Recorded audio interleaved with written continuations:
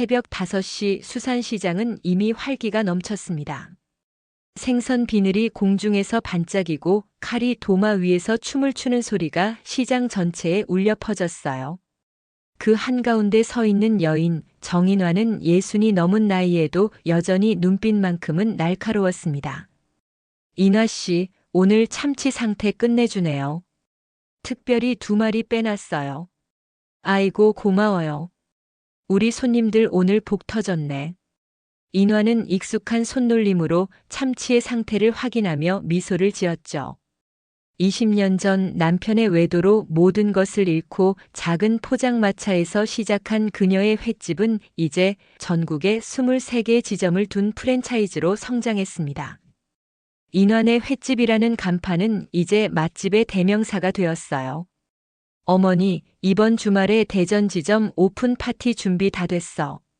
건물주가 협상 끝에 임대료 10% 낮췄고, 큰아들 도윤이 전화로 보고하는 소리에 인화는 고개를 끄덕였습니다. 도윤이는 경영 천재였어요. 35의 나이에 벌써 프랜차이즈 사업부를 완벽하게 이끌고 있었죠. 준호는 어때? 새 메뉴 개발은 잘 되고 있니? 걱정 마세요. 어제 시식회에서 호평받았대요. 특히 해물 파스타 신메뉴가 대박날 것 같아요. 둘째 준호는 33으로 요리 실력만큼은 어머니를 뛰어넘었다는 평가를 받는 셰프였습니다. 두 아들은 인화에게 자랑이자 힘이었어요. 그날 오후 인화는 정기 건강검진을 위해 병원을 찾았습니다. 복도에서 기다리던 중 별관 쪽에서 들려오는 낮은 목소리가 귀에 들어왔어요. 도윤과 준호의 목소리였습니다.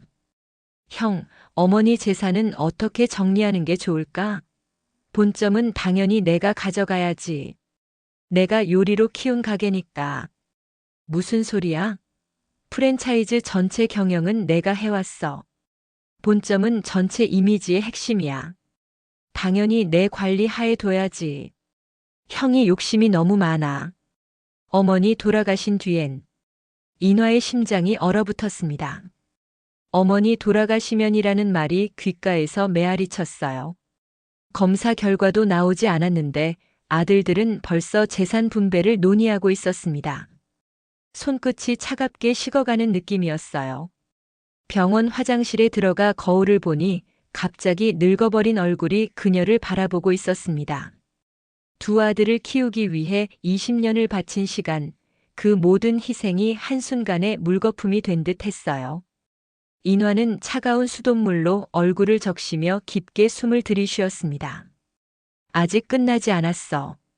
내 인생은 이제부터야. 인화는 거울 속 자신에게 다짐했습니다. 병원 진료실로 돌아가는 발걸음이 묵직했지만 그녀의 눈빛은 새벽 시장에서처럼 다시 날카로워졌어요. 운명은 그녀에게 또 한 번의 시련을 준비하고 있었습니다. 인화는 진료실 의자에 앉아 의사가 차트를 확인하는 동안 25년 전으로 기억이 흘러갔습니다. 그날의 장면은 여전히 선명했어요.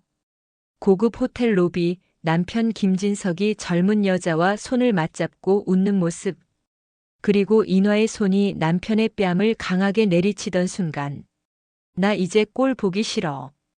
이혼하자. 당시 37이었던 인화의 목소리는 떨리지 않았습니다. 12살 도윤이와 10살 준호를 데리고 나와 모든 것을 새로 시작해야 했죠. 남편은 사업 실패로 빚더미에 앉아 있었고 외도까지 저질렀습니다. 인화에게 남은 것은 요리 솜씨와 두 아들뿐이었어요. 인화 씨, 검사 결과가 나왔는데. 의사의 목소리에 인화는 현실로 돌아왔습니다. 하지만 그녀의 마음은 여전히 과거를 헤매고 있었어요. 작은 포장마차로 시작해 하루 16시간씩 일했던 날들, 학교 숙제를 포장마차 한쪽에서 하던 두 아들의 모습이 떠올랐습니다. 어머니, 내가 이제 계산도 할 수 있어요. 어머니는 요리만 하세요. 14살이던 도윤이가 말했던 그날. 준호는 12살이었지만 이미 회 썰기를 배우겠다며 어머니 곁을 지켰죠. 두 아들은 학교 공부와 함께 사업을 배웠습니다. 도윤이는 경영을, 준호는 요리를. 정인화 씨, 듣고 계신가요? 의사의 목소리가 다시 들려왔지만 인화의 기억은 첫 가게를 열던 날로 향했어요.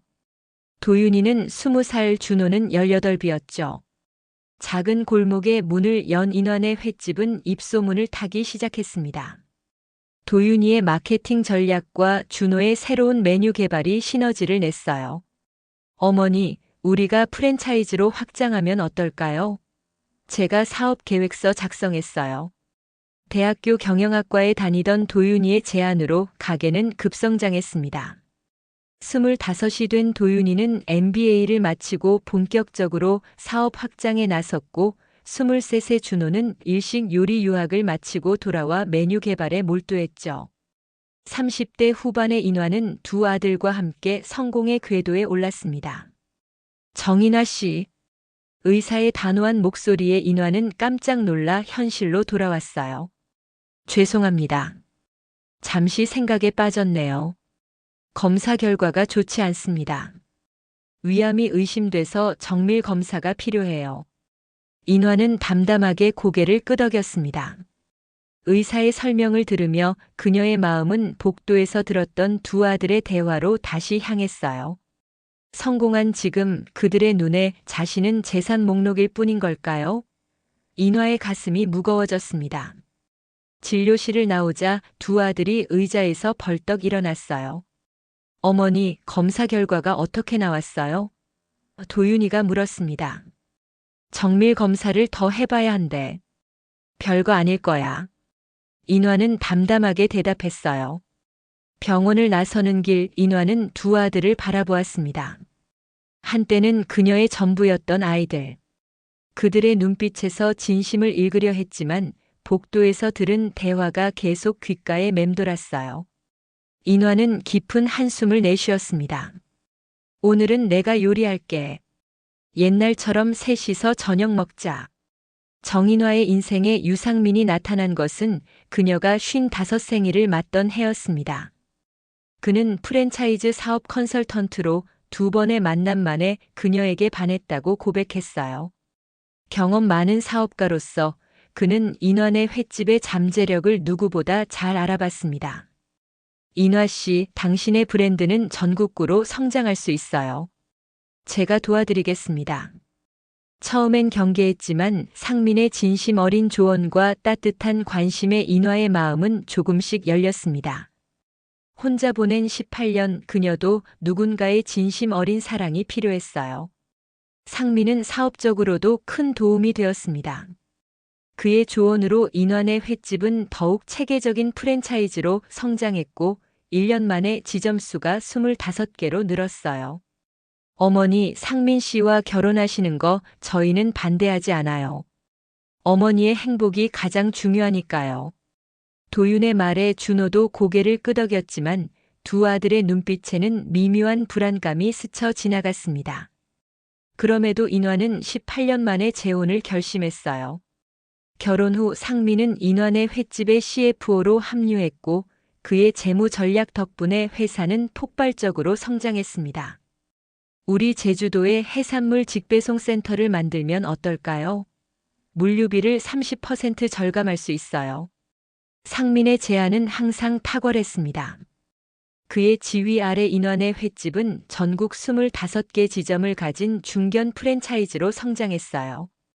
인환은 오랜만에 찾아온 행복에 젖어 사업의 세부적인 부분을 상민에게 맡겼습니다. 그러던 어느 날 도윤이 어머니를 급하게 찾아왔어요.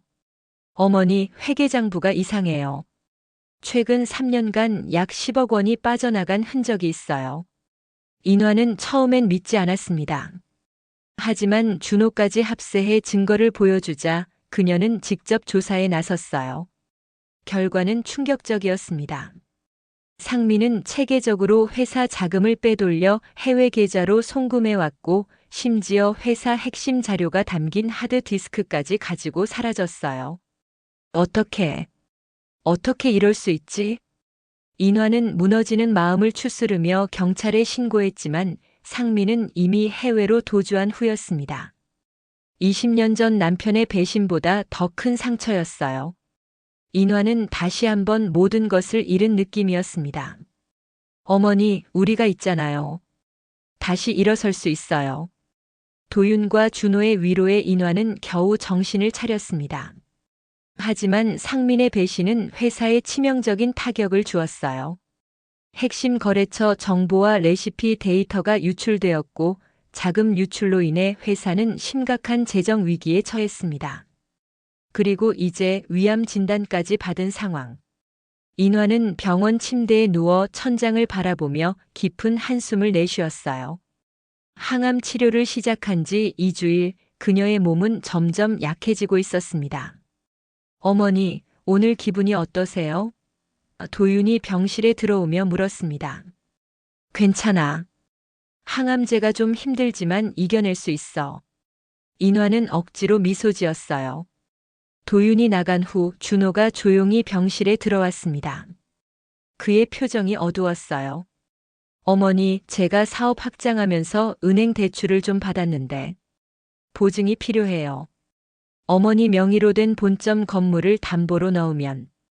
인화는 아들의 말을 듣다가 문득 병원 복도에서 들었던 두 아들의 대화가 떠올랐습니다. 그녀의 눈에서 한 줄기 눈물이 흘러내렸어요. 20년을 바친 사업과 가족, 그리고 또다시 찾아온 배신. 인화는 천천히 눈을 감았습니다. 내 인생은 이제 내 거야. 장마철이 시작되면서 기상청은 연일 호우 경보를 발령했습니다. 인화는 항암 치료로 지친 몸을 이끌고 본점을 찾았어요. 비가 쏟아지는 창밖을 바라보며 그녀는 깊은 한숨을 내쉬었습니다. 날씨만큼이나 그녀의 마음도 흐렸어요. 사장님, 지하 주차장에 물이 차오르기 시작했습니다. 펌프가 따라가질 못해요. 매니저의 다급한 목소리에 인화는 비틀거리며 일어났습니다. 병원 침대에서 나온 지 겨우 사흘째, 몸은 여전히 약했지만 그녀의 의지만큼은 강했어요. 지하 주차장으로 향하는 계단을 내려가자 발목까지 차오른 물이 보였습니다. 시간이 갈수록 수위는 높아졌고 직원들은 부랴부랴 주차된 차들을 밖으로 옮기기 시작했어요. 서둘러. 전기 설비부터 확인해. 누전 위험이 있어. 인화의 지시에 직원들이 움직였지만 폭우는 그칠 줄 몰랐습니다. 2시간 만에 지하 주차장은 완전히 물에 잠겼고 1층 로비까지 물이 차오르기 시작했어요. 식재료가 보관된 창고는 이미 물바다가 되었습니다. 어머니, 빨리 나오세요. 건물 구조가 위험해요. 도윤이 달려와 인화의 팔을 잡아 끌었습니다. 그녀는 마지막으로 자신이 20년간 일궈온 본점을 바라보았어요.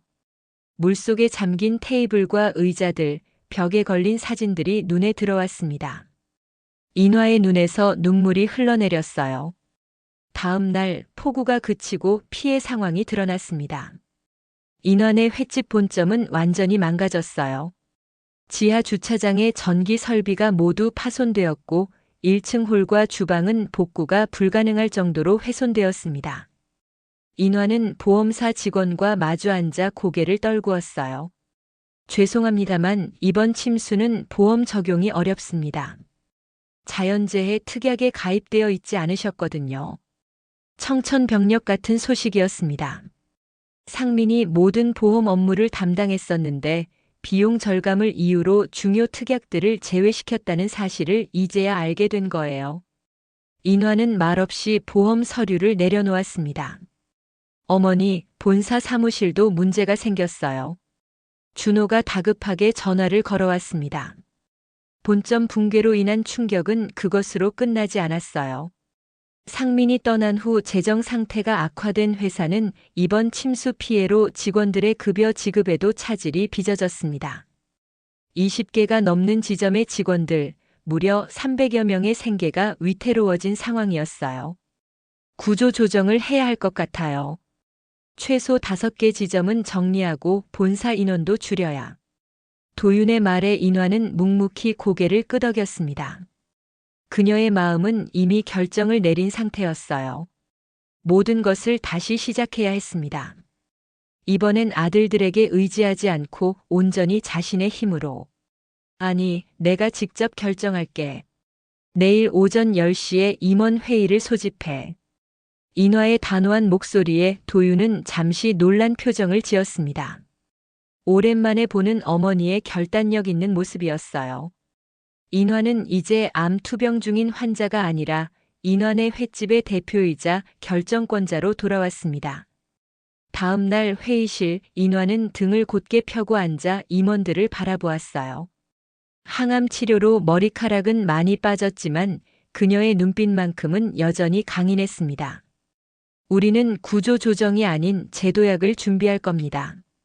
침수된 본점은 새로운 콘셉트로 리모델링하고 수산물 직거래 시스템을 강화하겠습니다. 위기는 기회가 될 수 있어요. 인화의 연설에 임원들은 조금씩 활기를 되찾았습니다. 그녀의 리더십은 여전히 건재했어요. 하지만 회의가 끝나고 사무실로 돌아온 인화는 책상에 앉아 깊은 한숨을 내쉬었습니다. 진실은 그렇게 낙관적이지 않았어요. 회사의 재정 상태는 심각했고 그녀의 건강 상태도 좋지 않았습니다. 그때 휴대폰이 울렸습니다. 병원이었어요. 정인화님, 정밀 검사 결과가 나왔습니다. 내일 꼭 내원하셔서 진료를 받으셔야 합니다. 인화는 전화를 끊고 창밖을 바라보았습니다. 폭우가 그친 하늘은 이제 맑게 개어 있었어요. 그녀는 다시 한번 깊은 숨을 들이마셨습니다. 이제 진짜 내 인생을 찾아야 할 때야. 의사의 얼굴이 무겁게 가라앉았습니다. 정인화는 이미 예상했어요. 암이 더 진행되었다는 사실을. 전이가 시작됐습니다. 간과 림프절에서 암세포가 발견됐어요.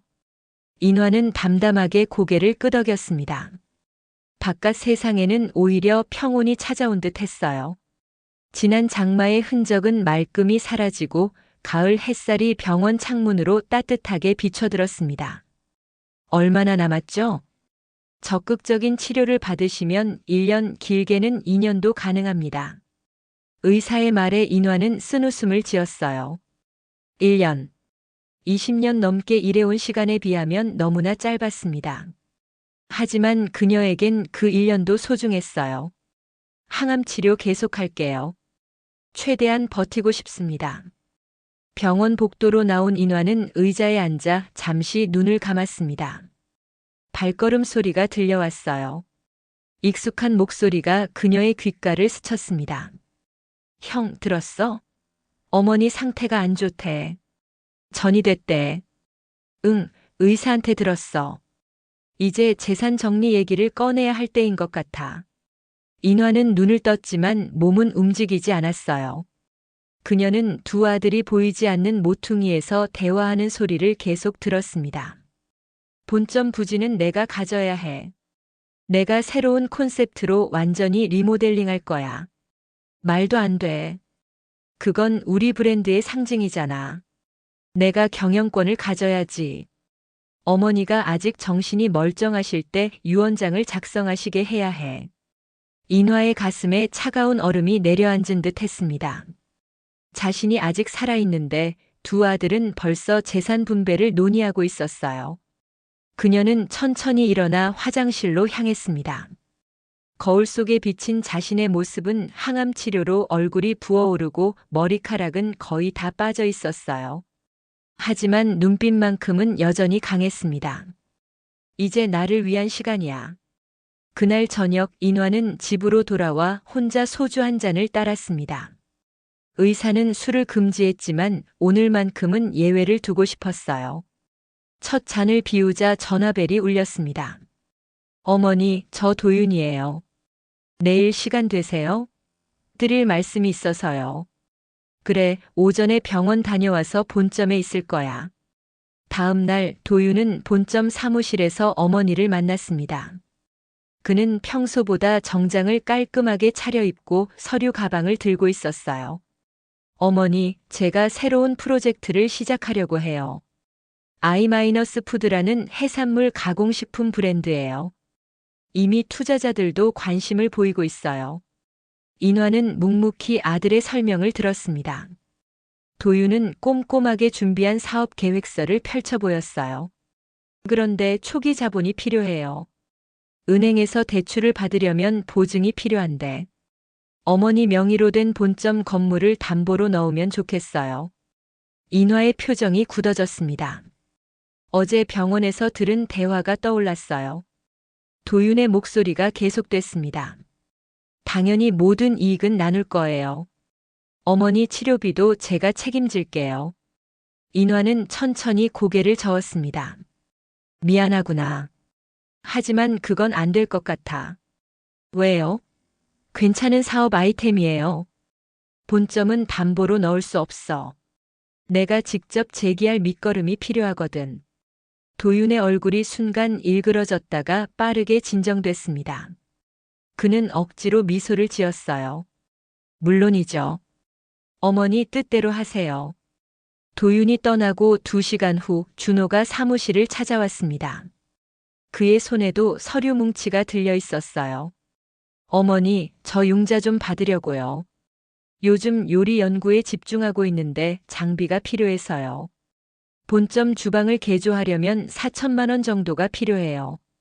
인화는 피식 웃었습니다. 도윤이 다녀간 후라 준호의 의도가 더욱 명확하게 보였어요. 너희 둘 다 똑같구나. 내가 살아있는데 벌써 유산을 나눠 갖겠다고. 준호의 얼굴이 창백해졌습니다. 인화는 천천히 일어나 창가로 걸어갔어요. 이제는 내 인생을 위해 살 거야. 너희에게 더 이상 의지하지 않을 거고 너희도 나에게 의지하지 마. 인화의 목소리는 떨리지 않았습니다. 그녀는 이제 진정한 해방감을 느꼈어요. 두 아들의 탐욕을 마주하고 나니 오히려 마음이 가벼워졌습니다. 어머니, 돌아가렴. 내일은 본점에서 중요한 발표가 있을 거야. 모든 직원들에게 알려줘. 인환의 횟집 본점은 오랜만에 활기를 띠고 있었습니다. 침수 피해를 복구한 후 처음으로 모든 직원들이 한자리에 모였어요. 50여 명의 직원들이 홀에 앉아 정인화를 기다리고 있었습니다. 도윤과 준호는 맨 앞줄에 나란히 앉아 초조한 기색이 역력했어요. 도대체 어머니가 무슨 발표를 하시려는 거야? 준호가 작은 목소리로 물었습니다. 나도 모르겠어. 어제 내 제안을 거절하시더니. 도윤이 답했어요. 그때 인화가 입구에 나타났습니다. 항암 치료로 약해진 몸이었지만 그녀의 걸음걸이는 흔들림이 없었어요. 특별히 오늘을 위해 머리에 예쁜 스카프를 두르고 단정한 정장을 입었습니다. 모두의 시선이 그녀에게 쏠렸어요. 여러분, 오늘 이 자리를 마련한 이유는 중요한 소식을 전하기 위해서입니다. 인화의 목소리는 평소보다 힘이 넘쳤습니다. 그녀는 잠시 두 아들을 바라보았다가 다시 직원들을 향해 미소 지었어요. 저는 지난 20년간 인환의 횟집을 운영하며 많은 보람을 느꼈습니다. 여러분 모두가 가족처럼 함께 해주셔서 감사해요. 직원들 사이에서 작은 술렁임이 일었습니다. 이런 감상적인 이야기는 평소 인화의 스타일이 아니었으니까요. 그동안 회사는 많은 성장을 했지만 최근 여러 어려움도 겪었습니다. 침수 피해, 재정적 어려움, 그리고 제 건강 문제까지. 인화는 잠시 숨을 고르고 계속했어요. 저는 위암 판정을 받았고 이제 전이가 시작됐습니다. 홀 안에 침묵이 내려앉았습니다. 많은 직원들이 충격에 휩싸인 듯 했어요. 도윤과 준호는 서로를 바라보며 불안한 기색을 감추지 못했습니다. 하지만 저는 포기하지 않을 겁니다. 오히려 이 기회에 제 삶을 돌아보고 새로운 결정을 내렸어요. 인화는 서류 한 장을 들어 올렸습니다. 모두의 시선이 그 종이에 쏠렸어요. 이것은 제가 새롭게 설립한 재단의 정관입니다. 인환의 횟집의 모든 지분 70%를 이 재단에 귀속시키기로 했어요. 재단은 직원들의 복지와 지역 소외계층을 위한 일에 힘쓸 겁니다. 도윤이 자리에서 벌떡 일어났습니다. 어머니, 그게 무슨 말씀이세요? 저희와 상의도 없이 그런 결정을. 도윤아, 내 결정이야. 너희 둘에게는 각각 15%씩의 지분을 남겨뒀어. 준호도 일어났습니다. 그의 얼굴이 붉게 달아올랐어요. 어머니, 이건 너무하세요. 저희가 지금까지 얼마나 회사를 위해 헌신했는데. 인화는 차분하게 두 아들을 바라보았습니다. 그녀의 눈에는 이제 슬픔보다는 단호함이 깃들어 있었어요. 그래, 너희는 열심히 했어. 하지만 이 회사는 내가 시작했고 내 이름을 달고 있어. 내가 결정할 권리가 있지. 직원들은 숨죽인 채 이 가족 드라마를 지켜보고 있었습니다. 도윤이 성큼 앞으로 나섰어요. 어머니, 이러시면 안 돼요. 제가 경영권을 가져야. 준호가 그의 말을 자르며 끼어들었습니다. 무슨 소리야? 본점 운영은 내가 맡아야지. 내가 요리를 책임지고 있잖아. 두 형제는 서로를 노려보며 언성을 높였습니다. 인화는 그들의 모습을 지켜보다 천천히 자리에서 일어났어요. 그리고 조용히 주방으로 향했습니다. 모두의 시선이 그녀를 따라갔어요. 주방에 들어선 인화는 익숙한 동작으로 앞치마를 꺼내 둘렀습니다. 그리고 칼을 들어 생선을 손질하기 시작했어요. 그녀의 손놀림은 여전히 정확하고 아름다웠습니다. 잠시 후 두 아들이 주방 문 앞에 서 있었어요.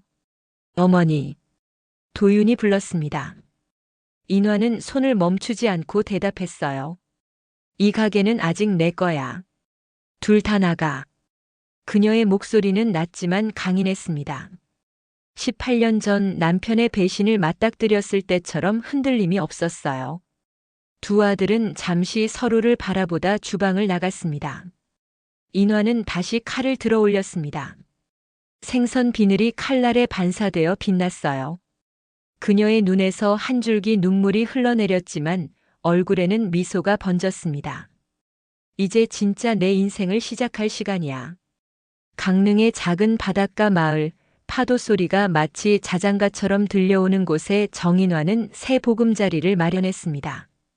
항암 치료를 받으며 서울과 강릉을 오가던 그녀는 마침내 결심을 굳혔어요. 서울의 빌딩 숲보다 바다를 바라보며 남은 시간을 보내기로 한 것입니다. 인화 씨, 이 집이 딱 좋겠네요. 바다도 보이고 크기도 적당하고. 부동산 중개인의 말에 인화는 미소를 지었습니다. 조그만 2층 목조 주택은 해변에서 5분 거리에 있었어요. 낡았지만 아늑한 느낌이 그녀의 마음을 사로잡았습니다. 계약하겠습니다. 민박으로 운영하려고 해요. 서류 작업을 마치고 새 집의 거실에 앉아 인화는 창밖으로 넘실대는 파도를 바라보았습니다. 서울에서의 복잡한 일들이 멀게만 느껴졌어요. 인환의 횟집 본점 운영은 이제 재단이 맡았고 그녀는 명예회장으로만 이름을 올려두었습니다. 두 아들과의 관계는 여전히 서먹했지만 그것도 시간이 해결해 줄 거라 믿었어요. 인화야, 도착했구나. 익숙한 목소리에 인화는 고개를 돌렸습니다. 오랜 친구 이선영이 환한 미소를 지으며 서 있었어요. 고등학교 동창인 선영은 남편을 일찍 여의고 강릉에서 작은 수산물 가게를 운영하고 있었습니다. 인화가 강릉으로 내려온다는 소식을 듣고 제일 먼저 달려온 것이었어요. 선영아, 와줘서 고마워. 오랜만이다. 두 여인은 포옹을 나누었습니다. 서로의 얼굴에 세월의 흔적이 깊게 새겨져 있었지만 눈빛만큼은 여전히 소녀 시절 그대로였어요. 어떻게 지냈어? 항암은 계속하고 있니? 선영의 물음에 인화는 고개를 끄덕였습니다. 이제 그녀에겐 비밀이 없었어요. 모든 것을 내려놓고 진실만으로 살기로 했으니까요. 한 달에 한 번씩 서울 가서 치료받고 있어. 의사는 시간이 얼마 안 남았다고 하지만 난 아직 할 일이 많아. 인화의 말에 선영은 잠시 눈물을 머금었지만 곧 씩씩하게 미소 지었습니다. 그래, 우리 할 일이 많지. 이 민박도 꾸며야 하고 내 요리 솜씨로 손님들 입맛도 사로잡아야지. 다음 날부터 두 여인은 바쁘게 움직였습니다. 집안 구석구석을 청소하고 침구류를 새로 갖추고 주방용품을 준비했어요. 인화는 특히 주방에 정성을 들였습니다. 비록 인환의 횟집만큼 크진 않았지만 그녀의 요리 혼이 살아 숨쉬는 공간으로 만들고 싶었어요. 인화야, 우리 마을 복지관에 한번 가볼래? 거기 계신 어르신들이 항상 반찬이 부족하다고 하시더라고. 선영의 제안에 인화는 흔쾌히 동의했습니다. 다음 날 그들은 복지관을 찾았어요. 30여 명의 어르신들이 좁은 식당에 모여 점심을 기다리고 계셨습니다. 안녕하세요. 저는 이번에 이 마을로 이사 온 정인화입니다. 제가 반찬을 좀 준비해 왔어요. 인화는 준비해온 도시락 통을 열었습니다. 정성껏 만든 10가지 반찬이 어르신들의 눈을 사로잡았어요. 특히 그녀만의 비법으로 간을 한 멸치볶음은 금세 인기 메뉴가 되었습니다. 이렇게 맛있는 반찬은 처음이네. 어디서 배웠소? 80이 넘은 할머니의 질문에 인화는 웃음을 지었습니다. 20년 동안 횟집을 했어요. 이제는 다른 방식으로 요리를 나누고 싶어서요. 그날 이후 인화는 일주일에 3번씩 복지관을 찾아 반찬을 나누었습니다. 몸은 점점 약해졌지만 어르신들의 미소를 볼 때마다 오히려 더 큰 힘이 솟았어요. 인화의 민박집 바다의 꿈도 입소문을 타기 시작했습니다. 특히 아침에 내어주는 해산물 죽은 손님들 사이에서 인기가 높았어요. 인화야, 너 요즘 얼굴색이 좋아졌어. 행복해 보여. 선영의 말에 인화는 고개를 끄덕였습니다. 그녀는 진정으로 행복했어요. 서울에서의 화려한 성공보다 이곳에서의 소박한 나눔이 그녀에게 더 큰 의미를 주었습니다. 내가 평생 쫓아다니던 게 이런 거였나 봐.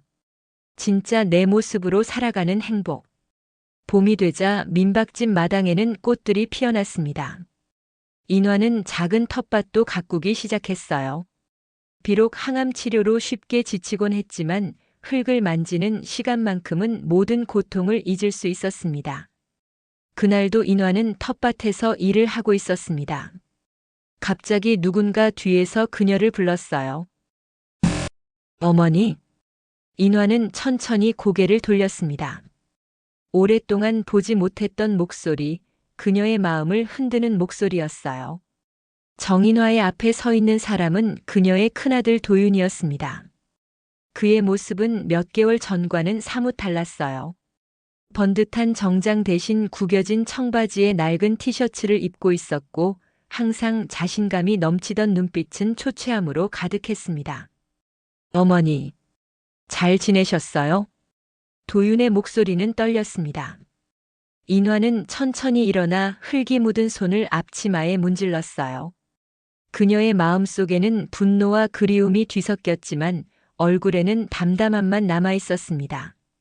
그래, 나는 잘 지내고 있어. 너는 어떻게 지냈니? 도윤은 잠시 망설이다 고개를 숙였습니다. 그는 자신의 발끝만 바라보며 이야기를 시작했어요. 저 실패했어요. 어머니와 상의 없이 시작한 I-푸드 사업이 완전히 망했습니다. 인화는 아들의 고백을 묵묵히 들었습니다. 도윤은 계속해서 말을 이어갔어요. 투자자들에게 너무 무리한 약속을 했어요. 6개월 만에 5억 원 넘게 날렸고 지금은 모든 걸 잃었습니다. 인화는 한숨을 내쉬었습니다. 어쩐지 아들의 모습이 25년 전 사업에 실패하고 가정까지 무너뜨린 전 남편과 겹쳐 보였어요. 하지만 그녀는 이내 그 생각을 떨쳐냈습니다. 그래서 이제 어떻게 할 거니? 도윤은 고개를 들고 어머니를 바라보았습니다. 그의 눈에는 눈물이 고여 있었어요. 용서를 빌러왔어요. 어머니가 얼마나 힘들게 회사를 일궈 오셨는지 이제야 제대로 깨달았습니다. 도윤은 무릎을 꿇고 고개를 숙였습니다. 그의 어깨가 흐느낌으로 떨렸어요. 건방졌습니다. 제가 모든 걸 다 안다고 생각했어요. 어머니의 재산만 바라보고. 정말 부끄럽습니다. 인화는 말없이 도윤의 머리에 손을 얹었습니다. 아들의 머리카락은 기름기 없이 푸석했고 군데군데 새치가 보였어요. 그제야 인화는 도윤도 이제 쉰을 바라보는 중년이라는 사실을 실감했습니다. 일어나렴. 어머니 앞에서 무릎 꿇지 마. 도윤이 고개를 들었을 때 뒤에서 또 다른 발걸음 소리가 들렸습니다. 인화와 도윤이 동시에 돌아보니 준호가 서 있었어요. 그는 형보다 더 초라한 모습이었습니다. 깡마른 몸에 피로에 젖은 얼굴, 그리고 눈 밑에 다크서클이 깊게 패여 있었습니다. 어머니. 준호는 도윤을 보고 잠시 놀란 듯 했지만 이내 마음을 다잡았어요. 형도 왔구나. 나도. 할 말이 있어서. 인화는 두 아들을 바라보며 가슴이 뭉클해졌습니다. 한때는 그녀의 자랑이자 기둥이었던 아들들이 이제는 다 자란 아이처럼 어색하게 서 있었어요. 들어가자. 차라도 마시면서 얘기하자. 민박집 거실에서 셋은 조용히 차를 마셨습니다. 준호가 먼저 입을 열었어요. 저 도박 중독 치료를 받고 있어요. 어머니가 떠난 후 스트레스를 견디지 못하고 카지노에 빠졌어요. 모아둔 돈은 다 날리고 지금은 편의점에서 야간 알바를 하고 있습니다. 인화의 눈이 커졌습니다. 요리사로서의 자존심이 강했던 준호가 편의점 알바를 한다는 사실이 믿기지 않았어요. 매일 밤 도시락 진열하면서 생각했어요. 어머니가 20년 동안 얼마나 고생하셨을지. 제가 너무 이기적이었어요. 준호의 말에 도윤도 고개를 끄덕였습니다. 두 형제는 처음으로 서로를 이해하는 눈빛을 교환했어요. 우리가 너무 어머니를 힘들게 해드렸습니다. 용서해 주세요. 두 아들의 진심 어린 사과에 인화의 눈에서 눈물이 흘러내렸습니다. 그녀는 오랜 시간 가슴에 품어왔던 서운함과 분노를 조금씩 내려놓았어요. 사람은 누구나 실수를 해. 너희 아버지도 나도 너희들도.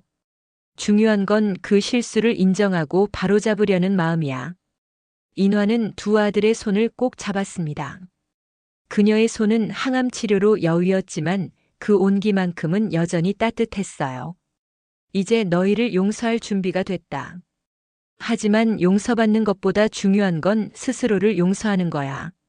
자신의 과거를 받아들이고 앞으로 나아가렴. 세 사람은 오랜만에 함께 저녁을 준비했습니다. 인화는 여전히 솜씨 좋게 회를 썰었고 준호는 어머니의 지도 아래 찌개를 끓였어요. 도윤은 서툴지만 정성껏 상을 차렸습니다. 어머니, 이거 복지관에 가져갈 반찬이죠? 내일부터 제가 도와드릴게요. 나도 민박 일 도울게요. 제가 경영은 잘 망쳐놨지만 그래도 손님 응대는 자신 있어요. 인화는 미소 지었습니다. 오랜 시간 동안 처음으로 진정한 가족의 의미를 느꼈어요. 성공도 돈도 명예도 아닌 서로를 있는 그대로 받아들이는 가족. 저녁 식사를 마치고 바닷가를 산책하며 인화는 가슴 깊이 감사함을 느꼈습니다. 비록 그녀의 육체는 점점 약해지고 있었지만 영혼만큼은 그 어느 때보다 충만했어요. 이것이 진정한 성공이구나. 파도 소리를 들으며 인화는 평화로운 미소를 지었습니다. 그녀의 인생은 배신과 몰락을 거쳐 회복과 나눔, 그리고 마침내 용서에 다다랐어요. 이제 그녀는 남은 시간을 진정한 행복 속에서 보낼 수 있을 것입니다. 파도가 밀려오고 다시 밀려가듯 인생도 때로는 아프고 때로는 달콤합니다. 정인화의 이야기는 우리에게 말합니다. 진짜 소중한 것은 항상 가까이 있다고. 오늘도 행복한 하루 되시길 바랍니다.